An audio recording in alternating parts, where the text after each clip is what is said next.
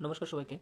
তো CDP subject নিয়ে আজকে আমি ডিসকাস করুন। তো গতকালকে এব্রাহাম মেসলোর যে নিড অফ হায়ারার্কি ওইটা পর্যন্ত গতকালকে ক্লাসে আমি ডিসকাস করছিলাম। তো আজকে নেক্সট যে আরও পার্টগুলো আছে, তো ওই ব্যাপার বা ওই বিষয়গুলো নিয়ে আজকে ফুল ডিসকাশন থাকবো, বা যে সিডিপির যে ব্যাপারে যে টপিক থেকে বা যে পোর্শন থেকে ম্যাক্সিমাম কোশ্চেন আয় এর মধ্যে ওই টপিকগুলাই আমি কোশ্চেন বা ওই টপিকের যে থিওরিগুলো ওইটা ডিসকাস করুন।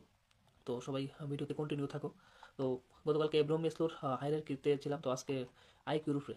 তো আইকিউ হচ্ছে একটা ইন্টেলিজেন্ট, যেটা মানুষের আইকিউর উপর একটা এই পেপার বা একটা থিওরি আছে। তো থিওরি বলতে কি, টেট এক্সামের মধ্যে প্রায় সময় আইকিউর উপর অনেক কোশ্চেন হয়। যেমন একটা গিফটেড চাইল্ড, তার আইকিউটা কত থাকতে পারে। তো সেটার আইকিউর যে মানে একটা মানদণ্ড থাকে, আইকিউ কীভাবে একজন স্টুডেন্ট বা একজন ব্যক্তির আইকিউ কীভাবে মাপা হয়, তো একটা সূত্র ইউজ করা হয়। তো স্ট্যানফোর্ড স্ট্যানফোর্ড বিনেট ইন্টেলিজেন্সের উপরে উনি একটা টেবিল বানাইছিল, যে এই টেবিলটার মধ্যে একটা মানদণ্ড আছিল যে কারোর যদি মানে 140 বা মানে 140-এর উপর যদি কারো আইকিউ থাকে, সে গিফটেড চিলড্রেন, মানে সে ইন্টেলিজেন্ট, মানে সে খুব বুদ্ধিমান একজন ব্যক্তি। তো তার নিচের যে নাম্বার যত নিচে নামবো, তাহলে তার মানে ক্রিয়েটিভিটি বা তার ইন্টেলিজেন্সের লেভেলটা একটু কমতে থাকে। যেরকম যদি 40-এর অ্যাভাব থাকে, মানে 140-এর অ্যাভাব থাকলে তাকে গিফটেড চিলড্রেন কয়। এবং তার নিচে যত নামবো, যেমন ভেরি সুপিরিয়ার যদি কারোর কই, তাহলে 120 থেকে 139 থাকে। এভারেজ টেটের মধ্যে এভারেজের উপর একটা কোশ্চেন আসলো, এভারেজ আইকিউ যদি কারো থাকে, তাহলে তার সেই নাম্বারটা কত মধ্যে থাকলে একজন স্টুডেন্টের এভারেজ আইকিউ হিসাবে তার ধরা হইব, সেটা হচ্ছে গিয়া 90 থেকে 109। আর বাকি যে বর্ডার লাইন ডিফিসিয়েন্সি, যদি তোমার 80-র নিচে যখন নেমা যায়, তখন সেই ছাত্র বা ছাত্রী, যে স্টুডেন্টের তখন বর্ডার লাইনের মধ্যে আগে, তখন 70 থেকে 79-এর মধ্যে যারা থাকে তারাই বর্ডার লাইন ডিফিসিয়েন্সি কয়। বা অনেক সময় অনেক কথায় কথা অনেক ইডিয়েট কয়। তো ইডিয়েট ওয়ার্ডটা এই কারণে ইউজ করে যে কারোর আইকিউ লেভেল যদি বেলো মানে 20 নিচে থাকে, তখনই একজনের ইডিয়েট হিসেবে, কিন্তু ইডিয়েট করাটা ঠিক না, কিন্তু ইডিয়েট যে শিক্ষা বিজ্ঞানের ভাষায় যে টেবিলটা তৈরি করছিল স্ট্যানফোর্ড বিনেট, উনি একজন এডুকেশনিস্ট পেতে পারো। তো ইন্টেলিজেন্ট নিয়ে উনি অনেক রিসার্চ করছিল, ইন্টেলিজেন্টের উপরে অনেক উনি তথ্য দিছিল। তো উনিও কইছিল যে ইন্টেলিজেন্টটা অনেকটা হেরিডিটির সঙ্গে যুক্ত, যেটা বংশানুক্রম, মানে আমরা পারিবারিকভাবে যেটা আমরা পাওয়া যায়। মানে কোনো পরিবার যদি তার প্যারেন্টস যদি খুব মানে খুব আইকিউ ভালো থাকে, সেই প্যারেন্টসের যে ছেলে মেয়ে তার আইকিউ অনেক সময় ভালো হয়। তো আইকিউ বাইকরণের বা আইকিউ মাপার একটা সূত্র হয়েছে গিয়া, সেটা হয়েছে গিয়া আইকিউ সূত্রটা কিন্তু টেটের এক্সাম অনেক বাড়াইছে। আমি দেখছিলাম 15, 16, 17, 18 ওই সময় যে এক্সামগুলো হতো, ওইখানে আইকিউর উপরে যে একটা সূত্র, ওইটা অনেকবার তারা জানতে চাইছে। আইকিউ সূত্র হয়েছে মেন্টাল এজ বাই কোর্নোলজিক্যাল এজ, মানে শর্টে থাকে MA বাই CA ইন্টু 100। এটা হচ্ছে আইকিউ সূত্র, মানে আইকিউ সূত্র বাই করার লাগে। এর ফুল ফর্ম হচ্ছে গিয়া মেন্টাল এজ, আর একটা হচ্ছে কোর্নোলজিক্যাল এজ, যেটা তোমার জন্মের থেকে এখন পর্যন্ত তোমার যে বয়সটা, সেটা হচ্ছে কোর্নোলজিক্যাল, যেটা বায়োলজিক্যাল এজ কই। আর মেন্টাল এজ মানে তোমার এখন বয়স যদি 10 চলে, তখন মেন্টাল এজটা সবসময় বেশি থাকে, সেটা হচ্ছে গিয়া 12। বা তোমার বয়স যদি 10 থাকে, তোমার মেন্টাল এজটা সবসময় 12 থাকে। তো এইভাবে আইকিউর যে সূত্রটা ব্যবহার করে কারোর আইকিউ যাচাই করা যায়, সে কোন এরিয়াতে আছে, সে গিফটেড চিলড্রেন নাকি বর্ডার চিলড্রেন, তো বা এবারের চিলড্রেন।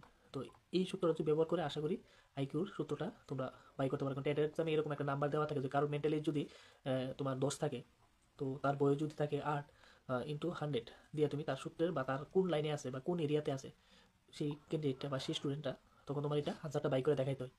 তো ইন্টেলিজেন্ট কিছুটা যেটা এবিলিটি অফ রিজন বা অ্যাডপ্ট বা লার্ন, মানে ইন্টেলিজেন্ট জিনিসটার মাধ্যমে আমরা কোনো কিছু শিখতে পারি বা কোনো কিছু অ্যাডপ্ট করতে পারি।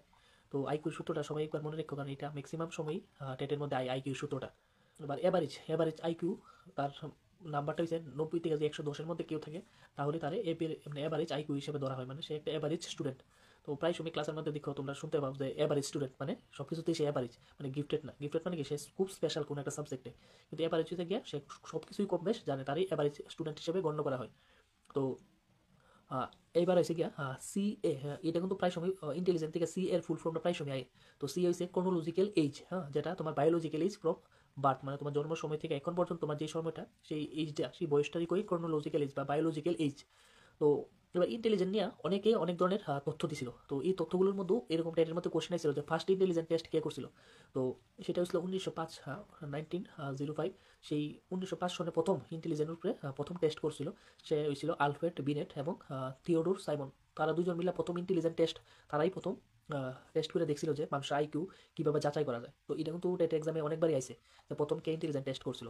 তাছাড়া মেন্টালিজ আইকিউ বাইকরণের যে সূত্রটা, এবার সূত্রের মধ্যে যে MA আছে, তো MA কে প্রথম বাই করছিল, সেটা মেন্টালিজ, যেটা ছিল তোমার আলফ্রেড বিনে, সেই এর আবিষ্কর্তা করতে পারো, যেটা 1908। এবং সনগুলো কিন্তু এক্সামে আই যে কোন সনে MA বা মেন্টালিজ প্রথম টেস্ট করা হয়েছিল, বা সেই যে সূত্রটা বাই করা হয়েছিল। তাছাড়া আছে 1912 খ্রিস্টাব্দে একটা আইকিউ কনসেপ্ট, যেটা উইলিয়াম স্টান্ট, সেটা উনি সেই টেস্ট কইরা দেখছিল যে আইকিউটা কীভাবে টেস্ট করা যায়।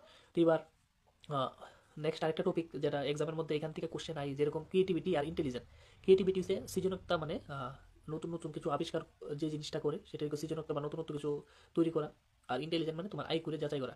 তো এই দুটো জিনিসই মোটামুটি সেম। কোনো ক্যান্ডিডেটে যদি আইকিউ ভালো থাকে, তার সেদিকে ক্রিয়েটিভিটিটাও ভালো থাকার কথাই। তো দুটোই পজিটিভ সাইড, মানে দুটোই একজনটা একজন হেল্প করে। আইকিউ যদি কারো ভালো থাকে, তার মধ্যে ক্রিয়েটিভিটি কিছুটা থাকেই। তো তার মানে এই না কারোর আইকিউ মানে খুব ভালো কিন্তু সে ক্রিয়েটিভ হইব, তাও কিন্তু না। অনেক ক্যান্ডিডেট দেখা যায় ক্লাসের মধ্যে সে খুব ভালো মার্কস মানে তুলতে পারে, কিন্তু তার ক্রিয়েটিভিটি, সে নতুনত্ব কিছু তৈরি করতে পারে না, বা হাতের কোনো ভালো একটা কাজ সে করতে পারে না, কিন্তু সে একাডেমিক লাইনে সে হয়তো বা ভালো হতে পারে। তো কিন্তু আইকিউ এবং বা ইন্টেলিজেন্ট আর ক্রিয়েটিভিটি দুটোটা পজিটিভ, একজন একজন সবসময় হেল্প করে।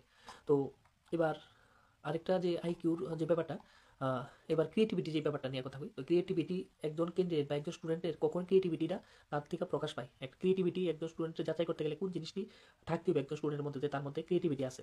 তো সেটি হচ্ছে গিয়া তার মধ্যে যদি ফ্লুয়েন্সি, কোনো কাজের প্রতি বা কোনো কাজ করার মধ্যে তার যদি সেই কাজটা এক নাগারে করে দিতে পারে, ফ্লুয়েন্সি বা ফ্লেক্সিবিলিটি, মানে কাজটা করার যেই লাচ্ছিলাপান করতে পারো, মানে সে স্মুথলি কাজটা করতে পারে। এবং অরিজিনাল, সে নিজের থেকে কোনো কিছু তৈরি করা, এটাকে একটু অরিজিনাল। এবং ইলেবোরেশন, মানে সেই কাজটা একদম বিস্তারভাবে করে সেটা যেন একদম কমপ্লিট করতে পারে, তখনই একজন স্টুডেন্ট বা একজন ক্যান্ডিডেট সে ক্রিয়েটিভিটি দেখাইছে, এটাই বোঝা যায়। তো ইন্টেলিজেন্ট গেল, ক্রিয়েটিভিটি গেল। এবার থিঙ্কিংয়ের উপরে প্রায় সময় কোশ্চেন হয়। থিঙ্কিং বলতে থিঙ্কিংয়ের উপরে প্রথম জে.পি. গিলফোর্ড প্রথম থিঙ্কিংয়ের উপরে উনি রিসার্চ করছিল। থিঙ্কিং ব্যাপারটা নিয়ে উনি প্রথম যে থিঙ্কিং ওয়ার্ডটা প্রথম উনি ইউজ করছিল, বা থিঙ্কিংয়ের উপরে উনি প্রথম রিসার্চ করছিল, যেটা গিলফোর্ড, জে.পি. গিলফোর্ড। ওনার যে থিওরিটা প্রায় সময় আয়, সেটা হচ্ছে থিঙ্কিংয়ে উনি দুইভাবে দেখছে যে কোনো বাচ্চা যে চিন্তা ভাবনাটা দুই রকমভাবে একটা বাচ্চা করতে পারে। তো দুইভাবে বাচ্চাটা যে চিন্তা ভাবনা করবে, এটার লেগে তিনি দুইটা নাম দিচ্ছে, একটা হচ্ছে ডাইভার্জেন্ট থিঙ্কিং আর একটা দিচ্ছে কনভার্জেন্ট থিঙ্কিং। তো কোনো বাচ্চার মধ্যে যে ডাইভার্জেন্ট থিঙ্কিং থাকে, মানে অপসারী যেটা চিন্তা ভাবনা, আর একটা হচ্ছে অভিসারী চিন্তা ভাবনা। একটা হচ্ছে ডাইভার্জেন্ট থিঙ্কিং, আর একটা হচ্ছে কনভার্জেন্ট থিঙ্কিং। এবার ডাইভার্জেন্ট থিঙ্কিং কোন স্টুডেন্টের মধ্যে দেখা যায়, বা কোন বাচ্চার মধ্যে ডাইভার্জেন্ট থিঙ্কিং আছে, বা তুমি কিভাবে বুঝবা যে এই বাচ্চাটা ডাইভার্জেন্ট থিঙ্কিং এর মধ্যে পড়ে, বা অপসারী থিঙ্কিং। এই 4টা 5টা গুণ আছে, তখন তুমি তারা যাচাই করতে পারবা যে ডাইভার্জেন্ট থিঙ্কিং। এবার কোনো স্টুডেন্ট যদি ওপেন মাইন্ডেড হয়, মানে ওপেন মাইন্ডেড মানে সে কোশ্চেন করতে কখনো সে ভয় ভীতি পায় না, বা যে কোনো জিনিস জানতে সে কিউরিওসিটি দেখায়, তখনই ভাববা যে সে ডাইভার্জেন্ট একটা স্টুডেন্ট, মানে সে নতুনত্ব কিছু শিখতে চায়। তার মধ্যে ক্রিয়েটিভিটি, মানে কোনো কিছু একটা জিনিস পাইলেই সেটা খুলে দেখার চেষ্টা করে, নতুনত্ব কিছু বানানোর চেষ্টা করে, তখন ওই স্টুডেন্টের কই ডাইভার্জেন্ট থিঙ্কিং। বা আউট অফ দ্য বক্স, মানে নিয়মের বাইরে গিয়েও সে নতুনত্ব কিছু ভাবে, বা কোনো একটা সূত্র দিল সেটাকে নতুনভাবে সে অ্যাপ্লাই করার চেষ্টা করে, তখন সেই স্টুডেন্টটা দেখলে মনে হয় যে সে একটা ডাইভার্জেন্ট থিঙ্কিং স্টুডেন্ট। বা মাল্টিপল সলিউশন, কোনো একটা সমস্যার সমাধান, অনেকগুলো সমাধানের পথ বাই করতে পারে। তো ওই স্টুডেন্টের কই ডাইভার্জেন্ট থিঙ্কিং, মানে তার চিন্তা ভাবনাটা অনেকটা বৃদ্ধি, মানে অনেকটাই ব্রড, অনেক বিষয় নিয়ে সে চিন্তা ভাবনা করতে পারে। তো ওই সব স্টুডেন্টের সবসময় ডাইভার্জেন্ট থিঙ্কিং কয়। এবার কনভার্জেন্ট থিঙ্কিং কারে কয়? কনভার্জেন্ট থিঙ্কিং তারাই কয় যারা ক্লোজ এন্ডেড, মানে কোনো একটা সমস্যা দেখলে তারা সমস্যার একটি সমস্যা সমাধান করতে পারে, তারা বিভিন্ন উপায় তারা খুঁজতে পারে না। তো ওই স্টুডেন্টের কয় যেমন তারা ইন্টেলিজেন্ট হতে পারে, কিন্তু তারা কোনো সমস্যায় যখন পড়ে, তারা সেই সমস্যা সমাধানের রাস্তা খুঁজে পায় না, মানে 1-2টা পথই বাই করতে পারে। বা তারা খুব ইন্টেলিজেন্ট হয় ঠিক, কিন্তু তারা এমসিকিউ খুব সলভ করতে পারে। বা তারা অবজেক্টিভ কোশ্চেন বলতে কি ডেসক্রাইপটিভ কোশ্চেনগুলো তারা সেরকমভাবে লিখতে পারে না। যারা আইকিউ বা ডাইভার্জেন্ট থিঙ্কিং, কিন্তু ব্রড কোশ্চেনগুলো তারা লিখতে পারে, কারণ কি তার মধ্যে সোচ বেশি, তারা চিন্তা শক্তিটা অনেক বেশি। আর তারা সলিউশন খুব লিমিটেড সলিউশন, তারা সমস্যা সেভাবে সমাধান করতে পারে না, মানে সমস্যা সমাধান করলেও পথগুলা খুব সীমিত তার ক্ষেত্রে। এটি ইজ গিয়া থিঙ্কিং। ক্রিয়েটিভিটি, যে জে.পি. গিলফোর্ড যে কইছিল যে থিঙ্কিং দুই রকমের হয়, একটা ডাইভার্জেন্ট থিঙ্কিং আর একটা হচ্ছে কনভার্জেন্ট থিঙ্কিং। তো থিঙ্কিং এর ব্যাপারটা গেল। এবার একজন স্টুডেন্ট, গিফটেড চিলড্রেন, স্টুডেন্টে যাচাই করতে গেলে তাকে প্রথমত ইন্টেলেকচুয়াল ব্রাইট, মানে একটা স্টুডেন্ট যে গিফটেড স্টুডেন্ট, তাকে তার যদি আইকিউ 140 এভাব হয়, যেরকম আইকিউ 140 এভাব কে আছে, যেমন আইনস্টাইন, অ্যালবার্ট আইনস্টাইন, উনি বিশাল বড় একজন সায়েন্টিস্ট, মানে ওনার যে আইকিউ বা ব্রেনের পাওয়ার বিশাল, মানে উনি অনেক কিছু মনে রাখতে পারে, বা উনি ওনার যে অনেক মানে যে জিনিসটা হয়েছে না, কিন্তু ওই জিনিসটা নিয়ে তিনি অগ্রিম, মানে অনেক আগে থেকে সেই জিনিসটা নিয়ে উনি ভাবতে পারে। তো তার আইকিউটা অনেক বেশি থাকে। যেরকম এক্সাম্পল হিসেবে তুমি কইতে পারো যে আইনস্টাইন, অ্যালবার্ট আইনস্টাইন, উনি একজন, ওনার আইকিউ 150 এভাব। যেমন উনি আরেকজন হইতে পারে যেমন ট্যালেন্টেড যারা ব্যক্তি, যেমন সচিন টেন্ডুলকর, ওনার প্রফেশনে উনি এক্সপার্ট। তো এরারে গিফটেড চিলড্রেন কোয়া যায়, কারণ ক্রিকেট তো অনেকেই খেলে, কিন্তু সচিন টেন্ডুলকরের মতো ক্রিকেট সবাই খেলতে জানে না, ওই কারণে ওনার গিফটেড একটা চিলড্রেন কোয়া যায়। বা ক্রিকেটের ভগবানও কইতে পারে। বা যেমন ক্রিয়েটিভ অনেক ধরনের খেলা বা অনেক ধরনের স্পোর্টস আছে বা অনেক ধরনের মিউজিক্যাল ইনস্ট্রুমেন্ট যারা এটার মধ্যে এক্সপার্ট থাকে তাদেরকে গিফটেড চিলড্রেন। যেমন লতা মঙ্গেশকর আমরা গিফটেড একদম গায়িকা হতে পারি, মানে ওনার যে গলার সুর সেটা দ্বিতীয় ব্যক্তি কারোর কাছেই সম্ভব হয়েছে না। ওনার যে মানে সঙ্গীত শিল্পী বা উনি উনি যে ওনার গান যেভাবে যে স্টাইলে গাইতো সেরকম অন্য কেউ পারছে না। তাহলে মানে কি উনি একজন একটা গিফটেড, মানে ওনার প্রফেশনটা বা ওনার যে কর্মটা উনি একদম সবচেয়ে বেস্ট কর্ম, মানে সবচেয়ে বেস্ট ওনার প্রফেশনে। তো তারাই গিফটেড চিলড্রেন হিসেবে ধরা হয়। এবার গিফটেড চিলড্রেনরা সবসময় তাদেরকে বিভিন্ন চ্যালেঞ্জ দিতে হয়, কারণ তারা যে এভারেজ স্টুডেন্টের সঙ্গে থাকে তারা অনেক সময় কাজের প্রতি অনেক সময় আগ্রহ হারাইলা। কারণ গিফটেড মানে কি তাকে অনেক বড় বড় চ্যালেঞ্জ দিতে হবে, কারণ কি নর্মাল স্টুডেন্টের মধ্যে সে যদি বই কিতাবের মধ্যে সে থাকে, সে মানে যে আমাদের রোজকার যে কারিকুলাম এটির মধ্যে তারা সীমাবদ্ধ না, তারা এক্সট্রা অনেক কিছু করতে চায়। তো তো তারা ওইসব স্টুডেন্টে মানে যারা গিফটেড চিলড্রেন তার যে মোটিভেশনটা যদি ধরে রাখতে হয়, তাদের ইনরিচ কারিকুলাম দিতে হবে, মানে অ্যাডভান্স যে বুকগুলা বা অ্যাডভান্স যে মেটেরিয়ালসগুলো ওইটি তারা প্রোভাইড করতে পারে। তাইলে যারা গিফটেড চিলড্রেন তারা মানে মনোযোগটা ধরে রাখতে পারবে। আরেকটা হচ্ছে গিয়ে তাদের ইন্টারেস্ট, যে কাজে তারা ইন্টারেস্ট দেখায় সেই কাজটাতে তারা অপরচুনিটি দেওয়া। তো এইবার হচ্ছে গিয়ে হায়ার অর্ডার থিঙ্কিং স্কিল তাদের মধ্যে সবসময় থাকে। তো এই ব্যাপারটা গেল, ক্রিয়েটিভিটি গেল, ইন্টেলিজেন্টও গেল, গিফটেড চিলড্রেনও গেল। এবার আছে ইমোশনাল ইন্টেলিজেন্ট। তো ইন্টেলিজেন্ট কিন্তু অনেকটা পার্ট করা হয়েছে একটা, হ্যাঁ। তো এখন হচ্ছে ইমোশনাল ইন্টেলিজেন্ট আছে। ইমোশনাল ইন্টেলিজেন্টটা মানে কি ইমোশনালি এবং কগনিটিভ, আমাদের ব্রেনের ফাংশনটা আর ইমোশনালটা কিন্তু মোটামুটি ইন্টার রিলেটেড। তারা একজনের সঙ্গে একজনের একটা মিলবন্ধন আছে। যদি আমি ইমোশনালি হই তখন আমার কিন্তু ব্রেন থেকে সিগন্যালটা যায়। আমি কোনো একটা ইমোশনাল সিন দেখে যখন আমি চোখে চলে তখন কি আমার মাইন্ড থেকে সিগন্যাল যায়। তো মানে কি তারা ইমোশনাল এবং কগনিটিভ সবসময় ইন্টার রিলেটেড থাকে। তো এই দিতে কিন্তু টেটের মধ্যে কোশ্চেনটি দেয় প্রায় সময় যে ইমোশনাল এবং কগনিটিভ তারা কি ইন্টার রিলেটেড নাকি ডিফারেন্ট। এইসব কিন্তু পয়েন্ট দিয়ে দিয়ে কিন্তু টেটের মধ্যে কোশ্চেন দেয়। তো এই কোশ্চেনটিও আমি সলভ করাবো যে কীরকম কোশ্চেন দেয় এই থিওরিগুলোর থেকে। প্রত্যেকটা থিওরি ধরে ধরে আমি কোশ্চেন সলভ করাবো। তখন তোমরা আমার কথাগুলো ধরতে পারবা যে আমি কী কথা মানে কোন ওয়ার্ড ইউজ করছি বা কোন ব্যাপারটা নিয়ে আলোচনা করতেছি। যখন সময় আস্তে আস্তে যাইবো তখন তোমরা জিনিসটা বুঝতে পারবা। এবার ইমোশনাল ইন্টেলিজেন্ট ওয়ার্ডটা প্রথম কে ইউজ করছিল বা ইমোশনাল ইন্টেলিজেন্ট প্রথম যে থিওরিটা বা এই যে তত্ত্বটা প্রথম কে দিছিল। তো এটা সর্বপ্রথম দিছিল সালেভা এবং মেয়ার। তারা এই প্রথম ইমোশনাল ইন্টেলিজেন্ট যে ওয়ার্ডটা ইউজ করছিল, এবং ইমোশনাল ইন্টেলিজেন্ট একটা বুক আছিল, সেটা কিন্তু টেট এক্সামে আইছে। যে ইমোশনাল ইন্টেলিজেন্ট নামক যে বইটা এটা কে লেখছে, সেটা লিখছে ড্যানিয়েল গোল্ডম্যান। সেই ইমোশনাল ইন্টেলিজেন্ট সেই বুকটা সে লিখছিল। তো এই প্রায় সম্ভবত এই বইয়ের থেকে অনেক ধরনের কোশ্চেন এবং কোড দেয়। কোড জিনিসটা মানে কোনো একটা উক্তি, সেই উক্তিটা কে কইছিল। তো আমার মনে আছে একটা টেট এক্সামে একটা উক্তি আইছিল, সেই উক্তিটা হইছিল anybody can become angry, that is easy, but to be angry with the right person and the right degree. মানে এই যে উক্তিটা, সেই যে লাইনটা কে কইছিল সেটা কইছিল এরিস্টটল। এরকম কিন্তু সিডিপির মধ্যে 2 থেকে 3টা উক্তি আই। তো আমি যে ক্লাসগুলো করাবো এর মধ্যে অনেক ধরনের উক্তি কমো যে এই উক্তিটা এই ব্যক্তি দিছে, তখন তোমরা এটা নোট করে রাখো। কারণ যেইগুলা পরীক্ষার পয়েন্ট অফ ভিউতে ইম্পর্টেন্ট, মানে পরীক্ষার প্রয়োজন, সেই বিষয়গুলোই আমি ডিসকাস করব। কারণ কি সময় খুব কম, আর 3 থেকে 4 মাসের সময় আছে, আর 100 দিনের মতন সময় আছে। তো এখন যেটি পরীক্ষার লাগে ইম্পর্টেন্ট ওইগুলাই নিয়ে আমি এখন ডিসকাস করব। তো ইমোশনাল ইন্টেলিজেন্ট কীভাবে বুঝবা, তো ইমোশনাল ইন্টেলিজেন্টটা একটা স্টুডেন্টের মধ্যে কীভাবে ডেভেলপ করা যায়। তো এই মানে আমি 4-5টা পয়েন্ট করবো, সেই পয়েন্টগুলো যদি একটা তুমি অ্যাপ্লাই করো কোনো স্টুডেন্টের উপরে, তো অটোমেটিক সে ইমোশনালি অনেক স্ট্রং হইব। যদি তাকে সোশ্যাল স্কিল মানে তাকে সমাজের মধ্যে নিয়ে তাকে ভিড়াও, মানে সমাজের মধ্যে নিয়ে তাদের মিশতে দাও। কারণ সমাজে চলতে গিয়ে অনেক ধরনের সিচুয়েশন আইব, যখন সে সিচুয়েশনগুলো ফেস করবো তোর অটোমেটিক্যালি তার ইমোশনাল ইন্টেলিজেন্ট বা ইমোশনাল ভাবে সে অনেকটাই স্ট্রং থাকবো। তারপর হচ্ছে সেলফ অ্যাওয়ারনেস, তাকে সেই ব্যক্তিকে এবং সে তার নিজের মধ্যে নিজের সেলফ অ্যাকচুয়ালাইজেশন করা। তারপর হচ্ছে মোটিভেট রাখা। কোনো মোটিভেশন যখন একটা স্টুডেন্টের মধ্যে আইব, সে অটোমেটিক্যালি ইমোশনালি সে অনেকটাই মোটিভেট থাকবে। যেমন টেট এক্সাম ক্লিয়ার করার লাগে যদি তুমি ইমোশনালি মোটিভেট থাকো, বা যতই খারাপ সিচুয়েশন আয় তুমি ইমোশনালি স্ট্রং থাকো, তাহলে তুমি ইজিলিতে একটা এক্সাম ক্র্যাক করতে পারবা। মানে তুমি এক্সামে যে প্রেশারগুলো হ্যান্ডেল করতে ইমোশনালি খুব স্ট্রং থাকতে হইব কোনো ধরনের বড় কাজ করতে গেলে। হ্যাঁ, যখন সিচুয়েশন খুব তোমার কাছে খুব সিচুয়েশনটা খুব স্ট্রাগলফুল মনে হইব, তখন ওই সেই ইমোশনাল ইন্টেলিজেন্টই তোমার হেল্প করবো যে এক্সামটা ক্লিয়ার করার লাগে। তো এবার এমপিটি থাকতে হইব। সিম্পিথি একটা হইছে আর এমপিথি একটা ব্যাপার। এমপিথি যার মধ্যে আছে সেই ইমোশনালি খুব স্ট্রং, মানে কারোর খারাপ সময়ে তুমি তার সঙ্গে সহযোগিতা করে তার মতো করে তোমার তার সময় দেওয়াটা হইছে এমপিথি।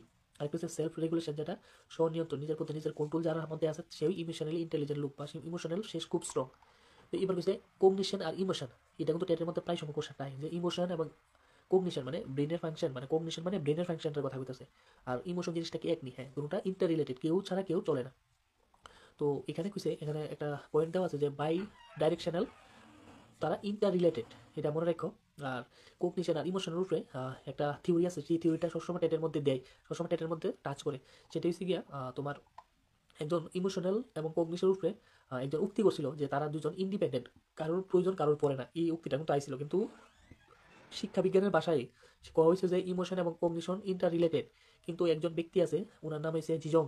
উনি কইছে যে ইমোশন এবং ইন্টেলিজেন্ট দুটো আলাদা জিনিস। এই যে উক্তিটা এটা কিন্তু টেট এক্সামে আউনের অনেক সম্ভাবনা আছে।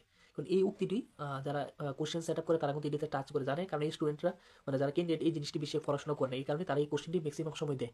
তো তারাও জানে যে একটা স্টুডেন্ট কি পড়ে আর কি পড়ে না, হ্যাঁ, তারা এই কারণে এই কোশ্চেনটি টাচ করে, এবং এই কোশ্চেনটা কিন্তু প্রত্যেক টেট এক্সামই দেয়, শুধু ত্রিপুরা টেট না, বিভিন্ন টেট যে এক্সামগুলো ওইখান থেকে কিন্তু এই কোশ্চেনটাই না আমরা টেট এক্সামের কোশ্চেনও বসায়। এবার কইছে এবার যে জিজং উনি একটা থিওরি বাই করছিল, সেই থিওরিটা ছিল তোমার three ring model. Three ring model হচ্ছে গিয়া তোমার রেঞ্জুলি নামে একজন সে ব্যক্তি, সে একজন গিফটেড চিলড্রেন, কীভাবে একজন গিফটেড চিলড্রেন হিসেবে ধরা হইব কোন জিনিসটি থাকলে। তো থ্রি রিং মডেল উনি একটা আবিষ্কার করছিল।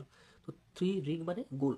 তো তিনটা রিংয়ের মধ্যে তিনটা নাম দিছিল উনি, কইছিল যে কারোর মধ্যে যদি হাই এবিলিটি থাকে মানে ক্ষমতা, সক্ষমতা যোগ করতে পারো, আর হাই ক্রিয়েটিভিটি, ক্রিয়েটিভিটি মানে নতুন কিছু তৈরি করা, নতুন কিছু আবিষ্কার করা, নতুন কিছু লেখা, নতুন কিছু পড়া, নতুনত্ব কিছু নিজের থেকে তৈরি করাটা যদি কোনো ব্যক্তির মধ্যে দেখা যায় সে এই বিষয়ে খুব আগ্রহ, বা হাই কমিটমেন্ট কোনো কাজ করার মধ্যে তার খুব কমিটমেন্ট, কাজটা যতক্ষণ পর্যন্ত কমপ্লিট না হইব ততক্ষণ পর্যন্ত সেই কাজটা নিয়ে ব্যস্ত থাকার কারণে যদি এই তিনটা গুণ কোনো ব্যক্তির মধ্যে থাকে তাহলে সে গিফটেড একটা চিলড্রেন হিসেবে গণ্য করা হইব। এই কথাটা কইছিল রেঞ্জুলি। রেঞ্জুলি একটা থিওরি দিছিল, সেই থিওরিটার নাম হচ্ছে থ্রি রিং মডেল। এই থ্রি রিং মডেল কিন্তু টেট এক্সামে আইছিল, যে থ্রি রিং মডেলটা কে দিছিল সেটা রেঞ্জুলির, এবং কইছিল এই গিফটেডে থ্রি রিংয়ের মধ্যে কোন কোন পয়েন্টগুলো আছিল, সেই পয়েন্টগুলো কিন্তু অপশনের মধ্যে থাকে। টেট এক্সামের অপশনগুলোর মধ্যে এই বিষয়টি নিয়ে কিন্তু কোশ্চেন দেয়। টেট এক্সামে যে কোশ্চেন দেয় 30টা কোশ্চেন দিয়ে কিন্তু অন্য কোনো জায়গাতে না, এইসব যে থিওরিটিতেই কিন্তু দেয়, সবসময় দেয়। তো এবার আরেকটা থিওরি তাই, সেই থিওরিটা হচ্ছে থিওরি অফ মাল্টিপাল ইন্টেলিজেন্স। এই থিওরিটা কে দিছে, এরকমও কোশ্চেন কিন্তু টেটের মধ্যে আয়, এক দুইটা কোশ্চেন দেয় যে থিওরি অফ মাল্টিপাল ইন্টেলিজেন্স, এই যে থিওরিটা এটা কে দিছিল, মানে বহু বুদ্ধি বা সিদ্ধান্তটা এটা কে দিছিল। তো মাল্টিপল ইন্টেলিজেন্টটা আরেকটা নামে জানা যায়, সেটা হচ্ছে মাল্টিপল ডাইমেনশনাল ইন্টেলিজেন্ট। হ্যাঁ, ওই ইন্টেলিজেন্ট যে মাল্টিপল ইন্টেলিজেন্টটা দিছিল হারওয়ার্ড গার্ডনার। এই নামটা মনে রেখো, এটা কিন্তু এক্সামে জিজ্ঞাসা করে যে মাল্টিপল ইন্টেলিজেন্ট কে দিছিল, মানে এই যে থিওরিটা কে আবিষ্কার করছিল সেটা হচ্ছে হারওয়ার্ড গার্ডনার। এবার এটাও আমি টেট এক্সামে এই কোশ্চেনটা আইসে আমি দেখছি যে মাল্টিপল ইন্টেলিজেন্স যে থিওরিটার মধ্যে সেখানে কয়টা পয়েন্ট বা কয়টা টাইপস আছে, সেখানে 8টা টাইপস। একটা টেট এক্সামে একবার আইছিল যে 7টা না 8টা, তো এটার মধ্যে অনেকই কনফিউশন আছিল। তো মাল্টিপল ইন্টেলিজেন্স হচ্ছে 8টা টাইপস, মানে 8টা ধাপে উনি মাল্টিপল ইন্টেলিজেন্স নিয়ে আলোচনা করছিল, যেটা এনসিআরটি বইয়ের মধ্যে সেটা প্রুভ করা যে 8টাই একদম পারফেক্ট কোনো মাল্টিপল ইন্টেলিজেন্স কোন ব্যক্তি যাচাই করতে গেলে। এবার পরের যে ব্যাপারটা হচ্ছে গিয়ে each of this intelligence are independent of each other, মানে মাল্টিপল ইন্টেলিজেন্স যে 8টা টাইপস, তো কইছে সম্পূর্ণই একজন থেকে একজন আলাদা। কোনো ব্যক্তি সর্ববিদ্যায় পারদর্শী হইতে পারে না, বা কোনো ব্যক্তি সব কর্মতে এক্সপার্ট হইতে পারে না, কোনো ব্যক্তি কোনো কাজে সব কাজে কোনো ব্যক্তি এক্সপার্ট হইতে পারে না, সবার মধ্যে একটা না একটা কর্মের মধ্যে সে এক্সপার্ট থাকে। কোনো সে হোক স্পোর্টসে, বা হোক কেউ মিউজিকে, কেউ হয় ডান্সে, কেউ হয় রাইটিংয়ে, কেউ হয় মানে প্রফেশন তো অনেক প্রফেশন আছে। তো সবাই কিন্তু সবাইরে সব প্রফেশনে আইন না তুমি মানে যাচাই করতে পারতা না। তো সবাই প্রফেশন, সবাই এক একটা কর্মেতে এক্সপার্ট থাকে। কারণে যদি তুমি কো যে একজন ব্যক্তি দিয়া সব কর্ম করানো যাবে তাহলে সম্ভব না। সেই কোয়ালিটি বা কোয়ালিটি যে কাজটা মানে কাজটা যে গুণগত সেটা সেইভাবে সে দিতে পারতো না। আর যদি কোনো ব্যক্তি মনে করো কোনো একজন রাইটার, তার যদি রাইটিং দো মানে তার দিয়ে একটা গল্প লেখা, তখন সে কিন্তু গল্পটি বেস্ট লিখতে পারবো। এবার তারা যদি ক্রিকেট খেলাও তার নিয়ে, সে কিন্তু ক্রিকেটটা খেলতে পারতো না। তো এই মাল্টিপল ইন্টেলিজেন্স যে ব্যাপারটা সেটা হচ্ছে 8টা টাইপস আছে, 8 ধরনের মানে ব্যক্তির মধ্যে এটা দেখা যায় যে 8টা প্রফেশন। তো এখানে 8টা উনি টাইপস দেখাইছে যে কোন ব্যক্তির মধ্যে কোন জিনিসটা থাকে, মানে কোন ইন্টেলিজেন্স থাকে। উনি কিছু লিঙ্গুইস্টিক ইন্টেলিজেন্ট। লিঙ্গুইস্টিক ইন্টেলিজেন্ট কারে কয়, যে ভাষার প্রতি খুব জ্ঞানী, মানে ভাষা অনেক ইউজ করতে পারে। যেমন সাংবাদিক, তাদের মধ্যে ভাষার প্রতি অনেক মানে তারা অনেক নতুন নতুন শব্দ কইতে পারে। যেমন রবীন্দ্রনাথ ঠাকুর করতে পারে যে উনি লিঙ্গুইস্টিক ইন্টেলিজেন্ট, উনি ভাষার প্রতি অনেক প্রকার আছে, উনি অনেক কবিতা লেখছে, অনেক নাটক লেখছে। তো ওনাদের লিঙ্গুইস্টিক ইন্টেলিজেন্টের মধ্যে ধরা যায় যে ভাষার মধ্যে এক্সপার্ট, তারা হয়েছে গিয়া লিঙ্গুইস্টিক ইন্টেলিজেন্ট। তো যেরকম মনে করো রিডিং বা রাইটিং বা স্পিকিং, ডিবেটিং, ডিসকাশন, যারা খুব এক্সপার্ট তারাই কয় তোমার লিঙ্গুইস্টিক ইন্টেলিজেন্ট, বা ভাষাই বুদ্ধি, মানে ভাষার মধ্যে তারা খুব ইন্টেলিজেন্ট থাকে। তো আরেকটা ব্যাপার হচ্ছে এবার যেমন স্বামী বিবেকানন্দ করতে পারে, রবীন্দ্রনাথ ঠাকুর করতে পারে, তারা লিঙ্গুইস্টিক ইন্টেলিজেন্ট, মানে যে মাল্টিপল ইন্টেলিজেন্টের মধ্যে 8টা টাইপস আছে। তার মধ্যে কইছিল গার্ডনার কইছিল যে সবাই মধ্যে এক একটা না একটা একটা গুণ আছে, প্রত্যেকটা ব্যক্তির মধ্যে একটা নির্দিষ্ট একটা গুণ থাকে, স্পেশাল গুণ থাকে। কারণ এই পৃথিবীতে যখন জন্ম নেয় সবার মধ্যেই একটা না একটা গুণ দিয়ে দেয়। তো এবার কইছে লজিক্যাল ম্যাথমেটিক্যাল, মানে অনেক ব্যক্তি আছে সে বেঙ্গলি সাবজেক্টে সে এক্সপার্ট না, কিন্তু তার ম্যাথ সাবজেক্টটা খুব স্ট্রং, কিন্তু সে ম্যাথ করে খুব এক্সপার্ট ভাবে করতে পারে। যেরকম মনে করো যারা সাইন্টিস্ট তারা লজিক্যাল ম্যাথমেটিক করতে পারো, যেমন APJ Abdul Kalam, Albert Einstein, তারা হচ্ছে লজিক্যাল ম্যাথমেটিক্যাল, মানে তার মধ্যে এই গুণটা সবচেয়ে বেশি পাওয়া গেছে। এবার এপিজে আব্দুল কালামরে যদি আয়া তুমি কও যে উনি মনে করো ডক্টরি লাইনে আইতো, তাহলে উনি সেই তাহলে উনি ডক্টর প্রফেশনটা উনি ভালোভাবে করতে পারলো না। উনি উনার যে কাজ স্পেশাল, ওনাকে ওই কাজটা দেওয়া হলে উনি এক্সপার্ট ওই কাজটা করতে পারবো। এবার হচ্ছে স্পেশাল ইন্টেলিজেন্ট, যারা স্থানিক বুদ্ধি। এবার কোন ব্যক্তিগুলোরে তুমি স্পেশাল ইন্টেলিজেন্ট বা স্থানিক বুদ্ধি কার মধ্যে বেশি থাকে? যে ব্যক্তিরা স্কাল্প স্কাল্পটর বা পেইন্টার বা আর্কিটেক্ট বা ইন্টেরিয়র ডেকোরেটর, দেখো অনেক ব্যক্তিরা কোনো এরিয়া দেখে কইতে পারে যে এই এরিয়াতে কতটুকু কালার লাগবে বা এই এরিয়াতে কতটা কাপড় লাগবে বা এই ঘরটা বানাইতে গেলে কতটা ইট দরকার। তো যারা ওই সবের উপরে নলেজ থাকে, মনে করো যারা মনে করো যারা রাজমিস্ত্রি, তারা কিন্তু এক ধরনের স্পেশাল ইন্টারেস্ট, তারা কিন্তু জায়গা দীক্ষা করতে পারে যে এখানে কয়টা রুম বানানো যাবে বা এখানে এরিয়াটা বা সেখানে এই এরিয়ার মধ্যে বা এখানে এই ঘরটা তুলতে গেলে কী কী মেটেরিয়ালস লাগবে বা ওই এরিয়াটা কতটা মাপ আছে, তারা কিন্তু ওই কাজটি তারা ভালো জানবো। আরেকটি হচ্ছে গিয়া মিউজিক্যাল ইন্টেলিজেন্ট। সবাই কিন্তু সব বিদ্যায় পারদর্শী হয় না। তো এখানে কইছে যে মিউজিক্যাল ইন্টেলিজেন্ট কারে করতে পারবা, মানে সঙ্গীত বুদ্ধি কার বেশি? সবাই কি গায়ক হইতে পারে? না। সবাই কি টিচার হইতে পারে? না। তাহলে সবার মধ্যে একটা স্পেশাল একটা ইন্টেলিজেন্ট থাকে, যেরকম লতা মঙ্গেশকর করতে পারে, উনি মিউজিক্যাল ইন্টেলিজেন্ট, ওনার সঙ্গীতের মধ্যে ওনার অনেক অভিজ্ঞতা বা ওনার এই কাজটা উনি অনেক মজা পায় কইরা। তো উনি সেই কাজটাই করতো। ওনার যদি কেউ যে একটা কবিতা লিখতো, তাহলে ওনার কাছে ওনার দ্বারা সম্ভব হতো না। তো উনি যেরকম সোনু নিগমরে যদি তুমি আগে ক্রিকেট খেলতো, সচিন টেন্ডুলকরের সঙ্গে খেলা করতো, সে পারতো না, উনি পারতো না। ওনার কাজ হয়েছে গিয়ে সিঙ্গিং করা, ওনার কাজ গান করা, সেই গানটা উনি এক্সপার্টভাবে গাইতে পারবো। ঠিক। তাহলে মিউজিক্যাল ইন্টেলিজেন্ট। এবার বডিলি বা কাইনেস্থেটিক ইন্টেলিজেন্ট আছে। বডি ফিট কার থাকে বা সে ফিজিক্যালি মুভমেন্ট সবচেয়ে বেশি ভালো কে করতে পারে? যারা স্পোর্টসম্যানশিপ, যারা স্পোর্টসের সঙ্গে জড়িত, তারাই বডিলি বা কাইনেস্থেটিক যে ফিজিক্যালি যে কাজগুলো তারা এক্সপার্টভাবে করতে পারে। যেরকম কইতে পারো বিরাট কোহলি, যেরকম কইতে পারো লিওন মেসি, রোনাল্ডো, তারা কিন্তু ফিজিক্যালি যে কাজগুলো তারা খুব এক্সপার্টভাবে করতে পারে। স্পোর্টসম্যানশিপ যারা, যেমন অ্যাথলেটিক্স, মনে করো আমাদের ত্রিপুরার যে দীপা কর্মকার, সে কিন্তু ফিজিক্যালি খুব ফিট, ফিজিক্যাল মুভমেন্ট সে খুব এক্সপার্ট। যেমন জিমনাস্ট, সবাই কিন্তু করতে পারতো না। যে পলিটিশিয়ান, তার গিয়ে যদি জিমনাস্ট করতো, সে দেখাতে পারতো না, তার এক্সপার্ট দেখাতে পারতো, কিন্তু দীপা কর্মকার ঠিক জিমনাস্টে সে এক্সপার্ট, মানে ওনার যে প্রফেশনে উনি এক্সপার্ট। তো বডিক্যালি কাইনেটিক যে ব্যাপারটা ইন্টেলিজেন্টটা, সেটা স্পোর্টসম্যানশিপে যারা জড়িত আছে তারাই সেটা করতে পারো। আর ইন্টারপার্সোনাল আর ইন্ট্রাপার্সোনাল, এরা দুইটা পার্ট আছে। ইন্টেলিজেন্ট দুই রকমের হয়। এখানে একটা আছে ইন্টারপার্সোনাল। ইন্টার মানে দুই ব্যক্তির মধ্যে যার দক্ষতা বেশি। মনে করো অন্যের ভাব, অন্যের মতামত নিতে সে খুব আগ্রহ, বা অন্যের ওপিনিয়ন সে আহ, তুলে ধরতে পারে, বা অন্যের সঙ্গে সে খুব ভালো অ্যাডজাস্টমেন্ট করতে পারে। তারা ইন্টার পার্সোনাল, মানে দুই ব্যক্তির মধ্যে যখন খুব কথোপকথন বা আলাপ আলোচনা মাধ্যমে কোনো একটা ডিবেট হয়, তারা কয় ইন্টার পার্সোনাল, মানে অন্যের ওপিনিয়নটা সে তুলে ধরতে পারে, অন্য কি জানতে চাইছে বা অন্য কি বলতে চাইতেছে, সেই এই গুণগুলো যার কাছে আছে। যেরকম কইতে পারো সাইকোলজিস্ট, মানে অন্যের মনের কথা যে কইতে পারে, তারা হচ্ছে ইন্টার পার্সোনাল, মানে সামনের ব্যক্তির কথা ভাবটা সে বুঝতে পারে। যেমন কাউন্সিলর, যারা কাউন্সিলর, এই কাউন্সিলর নিয়ে অনেক প্রশ্ন হয় যে কোনো একটা ব্যক্তি সে কেরিয়ার নিয়ে সে অনেক দুবিধায়। সেবার সেই ক্যান্ডিডেটটা কার কাছে যাইব? কোনো একজন কাউন্সিলরের কাছে যাইব, নাকি কোনো একজন শিক্ষকের কাছে যাইব, নাকি কোনো একজন স্পোর্টসম্যানশিপের কাছে যাইব, নাকি কোনো ডক্টরের কাছে যাইব? সে কেরিয়ার নিয়ে সে অনেক দুবিধায় আছে। তো সে কার কাছে যাইব? সেই কাউন্সিলরের কাছে যাইব, মানে যার যে কাজটা, সেই কাজ বা সেই এক্সপার্টের কাছেই কিন্তু যাইতে হইব। এবার আমি অসুস্থ, এবার আমি টিচারের কাছে যাইলে কিন্তু আমার হইতো না, আমার ডক্টরের কাছে যাইতে হইব, মানে যেই যে প্রফেশনে এক্সপার্ট ওনারে ওই কাজটি করতে হইব। তো এই কাছে ইন্টেলিজেন্ট সবার মধ্যে আছে, কিন্তু এক একজন এক একটা ইন্টেলিজেন্ট নিয়ে সে পৃথিবীতে জন্মাইছে। এবার মনে করো মাদার টেরেসা কইতে পারো, তো ওনারা বা মহাত্মা গান্ধী, ওনারা অন্যের লেগাও সব কাজ করছে, নিজের লেগা থেকেও বেশি অন্যের লেগা করছে। আর ইন্ট্রা পার্সোনাল মানে যারা নিজের নিজে জানতে পারছে যে আমি কে, হু আই এম, মানে আমি কে, এই পৃথিবীতে আমি কি কারণে আইছি বা আমার কর্মটা কি। যারা নিজের সম্পর্কে প্রচন্ড জ্ঞান শক্তি আছে, তারা হচ্ছে ইন্টার পার্সোনাল, মানে নিজের নিজে সে জানে। যেরকম বুদ্ধ বা ফিলোসোফার যারা, শ্রী শ্রী রবিশঙ্কর, তারা নিজের প্রতি নিজের আত্মজ্ঞান আছে যে আমি কি, আমি কেন আইছি। যেমন কইতে পারে সন্দীপ মহেশ্বরী, ওনার যে মানে উনি সুখ দুঃখ এইসব থেকে অনেক উপরে গেছে না, মানে উনি আর সেই যে ছোটো মোটো বিষয় নিয়ে ওরা আর চিন্তা করে না, মানে ওনার চিন্তা ভাবনা অনেকটা উপরে গেছে। মানে সাধারণ জিনিস নিয়ে ওনার আর ব্যস্ত থাকে না, মানে ওনার ইন্টার পার্সোনাল, মানে নিজে নিয়ে ভাবে যে আমি কীভাবে খুশি থাকুন। যেরকম কইতে পারো বুদ্ধ, কইতে পারো ফিলোসোফার যারা, মানে তারা নিজের কী কারণে এই পৃথিবীতে আছে তারা এই ব্যাপারটি জেনে লাইছে। তো এটিতে কিন্তু তারা কনসেপচুয়াল বেস কোশ্চেন তৈরি করেছে টেট এক্সামে। এবার টোটাল তো হয়েছে গিয়ে মাল্টিপল ইন্টেলিজেন্স 8টা পার্ট। তো শেষ পার্ট হয়েছে ন্যাচারালিস্টিক, যারা প্রকৃতিকে খুব ভালোবাসে। থেকে এরকম অনেক ব্যক্তি আছে, সে অন্য কোনো কাজ করতে ভালোবাসে না, পড়াশোনা করতে বেশি ভালোবাসে, কিন্তু সে ন্যাচারালিস্টিক, মানে সে গাছ লাগাতে ভালোবাসে, কৃষি কাজ করতে ভালোবাসে, তারা কই ন্যাচারালিস্টিক। যেরকম করতে পারো যারা প্রকৃতির প্রতি খুব ভালোবাসা আছে, যেরকম মনে করো ফার্মার্স, যারা যারা খুব কৃষি কাজ করে, উনারা যদি কই গিয়া তুই পড়াশোনা কর, উনি পড়াশোনা করে মজা পাইতো না, কিন্তু ওনারা যদি খেতে গিয়ে ধান চাষ করতো, উনি করতে পারবো। ওনারা যদি কেউ সবজি চাষ করতো, উনি করতে পারবো। মানে ওনার ওই কাজটা কোনি মন থেকে করে, মানে মনের থেকে ভালোবাসে ওই কাজগুলো করে। তো যারা বোটানিস্ট করতে পারো বা জিওলজিস্ট বা বার্ড ওয়াচার, যারা পাখি প্রতিপালন করে, তো এরকম অনেক ইন্টেলিজেন্ট থাকে। তো হারবার্ট গার্ডনার করেছিল 8টা টাইপ, এবং এনসিআরটির মধ্যে অ্যাপ্রুভ করছে যে 8 টাইপই মাল্টিপল ইন্টেলিজেন্ট থাকে। তো মাল্টিপল ইন্টেলিজেন্টে গেল। এবার পরে থিওরিটা হচ্ছে টায়ার কিক থিওরি, যে টায়ার কিক মানে 3টা টাইপস আছে এটার মধ্যে। সেই টাইপসটা দিছিল উইলিয়াম স্টানবার্গ। টায়ার কিক থিওরি নিয়ে আলোচনা করছিল, সেটা হচ্ছে উইলিয়াম স্টানবার্গ। উনি থিওরিতে 3টা পার্টে উনি পরীক্ষা করছিল বা থিওরিটা লিখছিল। সেটা হচ্ছে একটা হচ্ছে পিসিএ মানে প্র্যাকটিক্যাল, ক্রিয়েটিভ এবং অ্যানালিটিক্যাল। কোনো একটা ব্যক্তির ইন্টেলিজেন্স যাচাই করতে গেলে উনি প্রথম 3টা বিষয় নিয়ে উনি কথা কইছে। যে উইলিয়াম স্টানবার্গের উপরে কিন্তু কোশ্চেন আছে, এটা কিন্তু 2021 না 2022 ওই কোশ্চেনটা আছে যে টায়ার কিক থিওরি নিয়ে, যে এটা কে লিখছে বা ওনার থিওরিতে কী কী আসলো।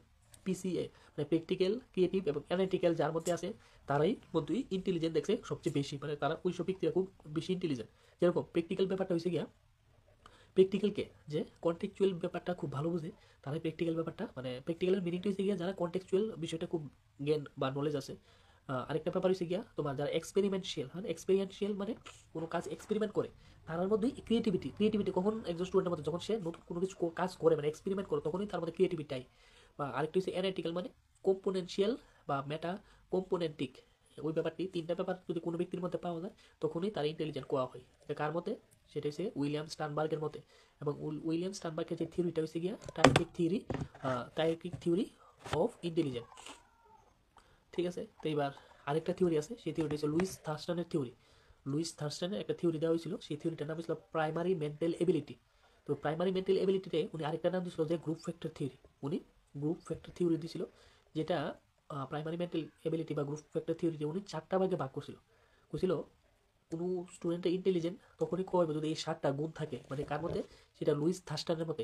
ওনার থিওরিতে কিন্তু অনেক কোশ্চেন আছে, কারণ অনেক কি বলতো অন্তত 7-8 বার এক্সাম হয়ে গেছে, টেট এক্সাম। ওই পেপারগুলো তোমরা যদি অ্যানালাইসিস করো তখনই বুঝতে পারবা যে কী পরিমাণে এইসব থিওরিতে কোশ্চেন দিছে। তো উনি প্রাইমারি মেন্টাল এবিলিটির 7টা ভাগে ভাগ করছিল। তো 7টা ভাগ ছিল যে প্রত্যেকটা ভাগই হচ্ছে সম্পূর্ণ আলাদা আলাদা ইন্ডিপেন্ডেন্ট, মানে এই 7টা গুণ যদি কোনো ব্যক্তির মধ্যে থাকে তাকেই তখনই ইন্টেলিজেন্ট কোয়া হয়। সেটা কার মতে? সেটা হচ্ছে গিয়ে থার্স্টনের মতে। থার্স্টন 7টা ভাগে ভাগ করছিল ইন্টেলিজেন্টে। তো এবিলিটিও কইতে পারো, যদি কোনো ব্যক্তির মধ্যে এই গুণগুলো থাকে তখনই তাকে ইন্টেলিজেন্ট কোয়া। যেমন কইছে 7টা পার্ট কেটে কেটে কইছে স্পেশিয়াল এবিলিটি, যার স্থানিক বুদ্ধি যার মধ্যে আছে, মানে কোনো জায়গা দীক্ষা বা কোনো এরিয়া দীক্ষা বুঝে যে এখানে কি তৈরি করা যাবে, এই গুণটা যার মধ্যে আছে তারা কয় স্পেশাল এবিলিটি।